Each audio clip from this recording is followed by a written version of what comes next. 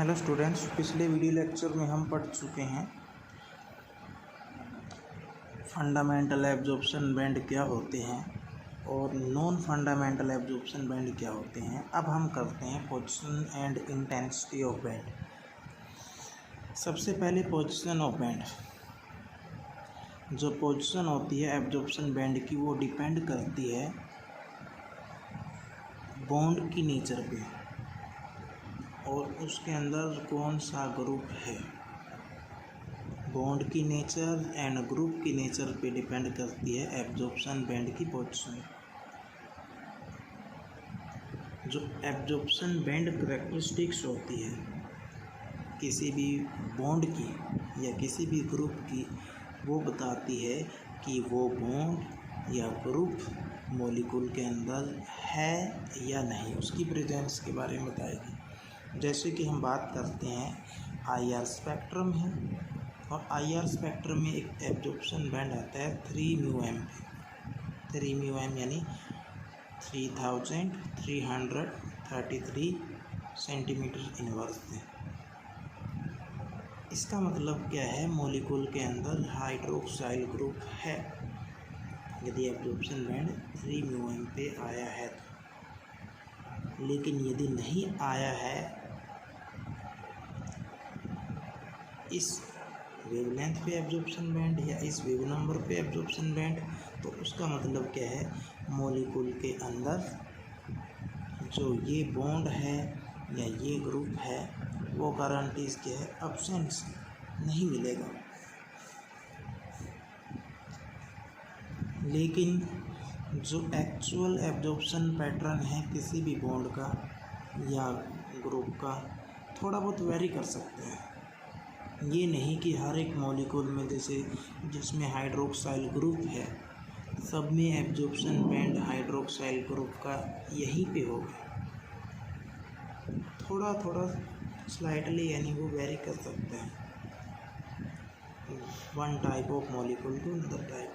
वो मॉलिक्यूल पे डिपेंड करते हैं, क्योंकि हमें हाइड्रोक्साइल पार्ट के अलावा क्या देखना होता है, थोड़ा बहुत इफेक्ट होता है। जो रेस्ट ऑफ पार्ट बचेगा ना मॉलिक्यूल का, उसका भी थोड़ा बहुत इफेक्ट होता है।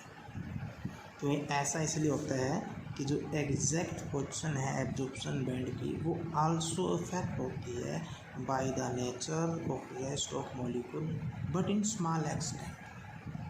यानी जो रेस्ट ऑफ मॉलिक्यूल है उसकी नेचर से भी इफेक्ट होती है, लेकिन थोड़ी अमाउंट में होती है। तो इसका मतलब क्या है, यदि हमें कोई बॉन्ड या कोई ग्रुप का पता करना है तो हमें देखना पड़ेगा उसकी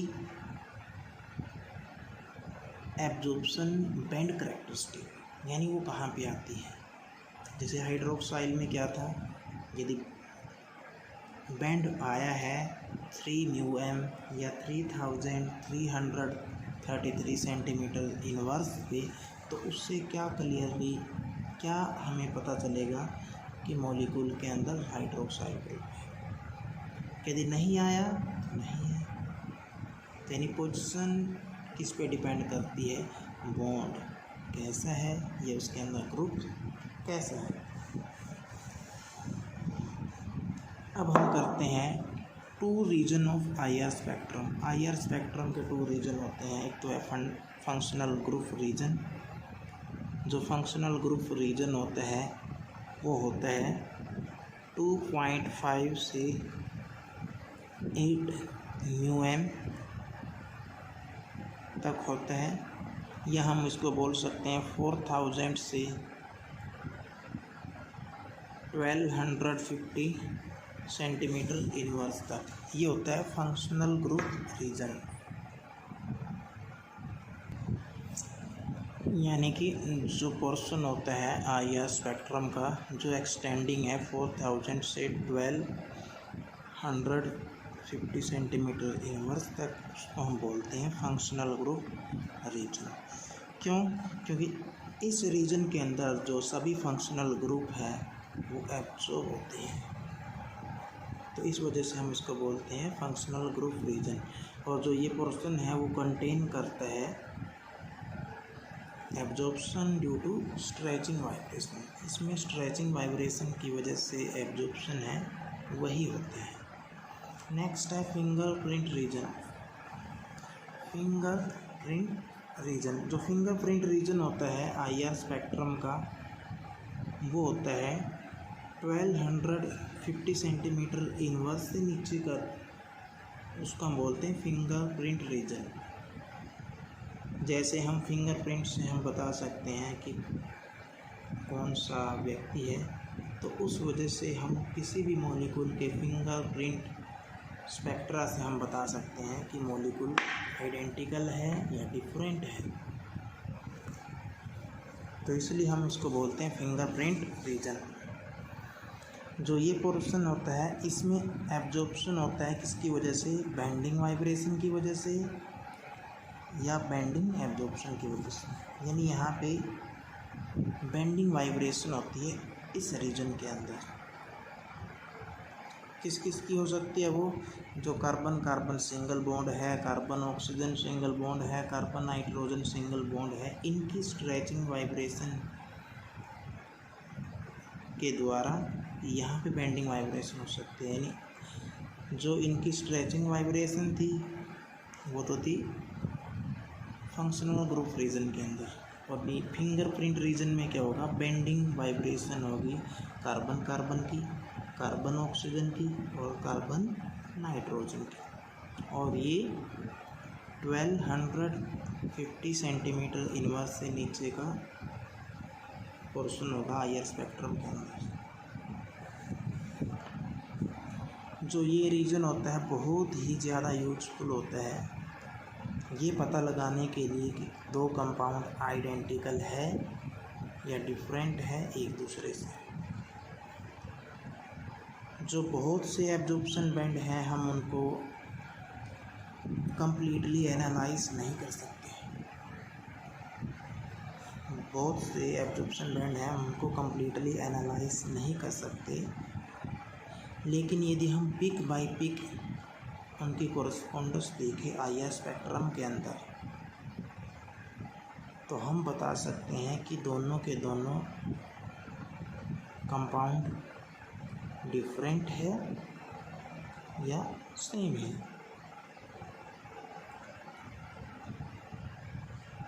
इसलिए जो आइडेंटिटी है IR spectra of two compound, यदि हम हमें कोई भी दो कंपाउंड है, यदि हमें उनकी आइडेंटिटी चेक करनी है, एक तो हम आईआर स्पेक्ट्रा से करें और एक हम उनकी फिजिकल प्रॉपर्टी से करें, तो कौन सा मेथड ज़्यादा यूजफुल है? आईआर स्पेक्ट्रा वाला मेथड ज़्यादा यूजफुल है। और इसमें भी कौन सा जो हमने किया है? Fingerprint region. इससे हमें पता चल सकता है कि कोई भी कंपाउंड आइडेंटिकल है या डिफरेंट है। तो ये है फिंगरप्रिंट रीजन, जिसका यूज़ करके हम बता सकते हैं कि कोई भी कंपाउंड आइडेंटिकल है या डिफरेंट है। नेक्स्ट करते हैं हम लिमिटेशन। जो आईआर स्पेक्ट्रा है हम उसका यूज़ इनेंशियोमर को डिफ्रेंशिएट करने के लिए नहीं कर सकते। क्यों? क्योंकि जो इनेंशियोमर होते हैं उनका स्पेक्ट्रा सेम रहता है। सेकंड लिमिटेशन क्या है कि जो आईआर स्पेक्ट्रा है उसका यूज़ करके हम, जैसे कोई स्ट्रेट चेन एल्केन है जिसके अंदर 30 कार्बन एटम है, 30 कार्बन एटम है, हम उसको डिफ्रेंशिएट नहीं कर सकते उस एल्केन से जिसके अंदर 29 कार्बन एटम है या 31 कार्बन एटम है, यूजिंग आईआर स्पेक्ट्रा। यानी एक एल्केन है जिसके अंदर 30 कार्बन एटम है, दूसरी एल्केन है जिनके अंदर 29 और 31 कार्बन एटम है, हम इन तीनों को डिफ्रेंशिएट नहीं कर सकते यूजिंग आईआर स्पेक्ट्रा।